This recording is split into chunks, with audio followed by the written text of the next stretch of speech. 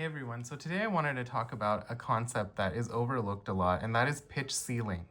Not just pitch floor, but pitch ceiling. So pitch floor is the more commonly understood concept in schools of reed making that are more aligned with John Mack. They talk a lot about having the reed having a pitch below which it cannot drop, right? So basically having a secure floor which you can't drop under with pitch, especially in those unstable higher left-hand notes. So that's the quintessential example. So here's an example of a test on the oboe that checks for pitch floor. It's called the octave test, where you play with your best tone, a low A, B flat, B, and C, and you just wiggle the octave key without adjusting anything in your mouth or wind speed.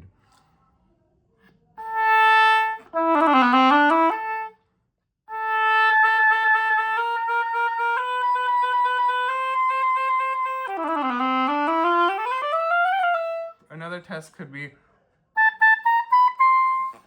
tonguing those without any sort of manipulation and keeping your mouth open, most importantly. Now, with pitch ceiling, it is a bit of a different consideration. So a reed can have pitch floor where it doesn't drop below a certain pitch, but it can also not have pitch ceiling.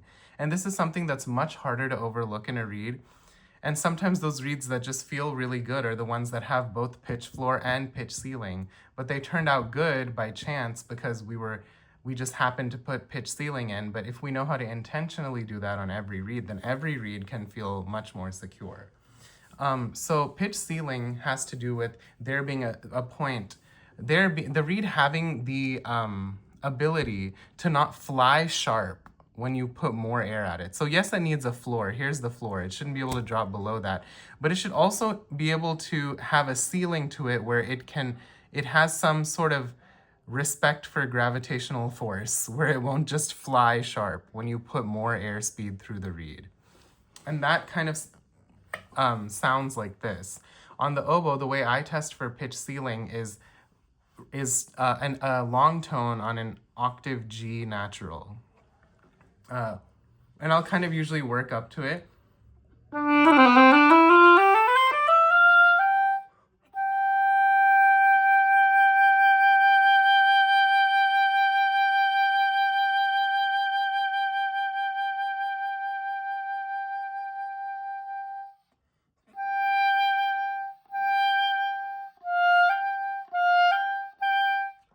And I'll kind of try to see where, really playing it as big as I can and making sure that the pitch doesn't want to fly sharp.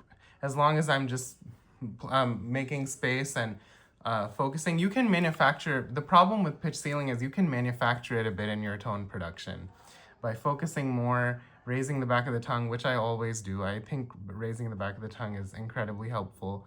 And playing from the focus spot, different concepts that different teachers talk about that I'm not going to get into. But with your reed should have pitch ceiling, where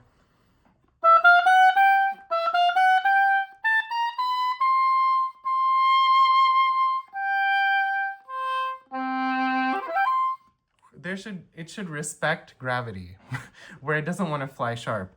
Now, how do we manufacture pitch ceiling into the reed? So pitch floor, first let's talk about how you manufactured pitch floor. Most people who manufacture pitch floor into the reed better are people who define enough or more compared to other reed styles in the middle of the V. So there's enough of a definition. And I can show you on this reed I just played. There's more of a definition in the middle of the V. It's a shorter tip too. Pitch floor really relies more on a slightly shorter, thinner tip. But see, there is this connective tissue into the heart, this transition, but there's a clear definition here in the middle. And that's very quintessential of reed styles that are more influenced by John Mack. Is this clarity of definition in the middle. Now, that's how you get pitch floor. But with pitch ceiling, to where you're trying to manufacture the reed so it doesn't fly sharp, right? You actually need to define more at the sides here. Making sure you're defining more right at the sides. So there's not any stuff up here. So making sure you really define clearly the sides of the tip. And some people call that like the gutter or something of the rooftop. I like that too. But the problem is that sometimes people don't define enough in the middle. And then, so then they have left-hand notes that might require some biting, or muscling, or more embouchure pressure. So defining in the middle is more of a quintessentially Mac style of reed thing. But then defining more on the side, which many schools do, I think, you know, like Richard Kilmer emphasizes this more in his reed style too, which is, I think, very important. And we look over that sometimes, is that defining enough here gives the reed a pitch ceiling to where it doesn't want to ride sharp. So you need both. I think this reed's actually a pretty good visual example of, it has definition all throughout. Actually, so and I just kind of hit this reed on the side of my mouth, and I'm hoping it still kind of works.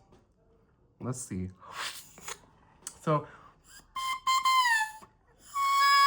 yep, seems to be fine. So, it wasn't a tooth, luckily. But anyways, so that...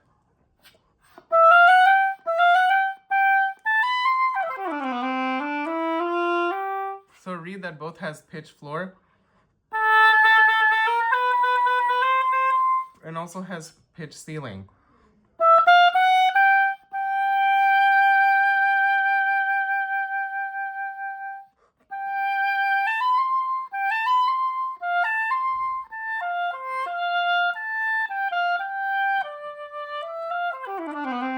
In order to have a reed that plays Brahms' Violin Concerto comfortably, or anything that is up high, it needs to have both pitch floor and pitch ceiling. Now, who told me about the concept of pitch ceiling was Linda Stroman.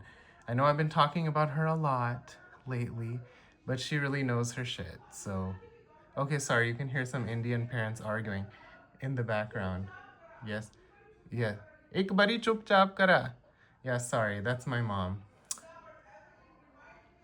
Yes, Indian parents struggle with emotional regulation when it comes to anger. That's fun.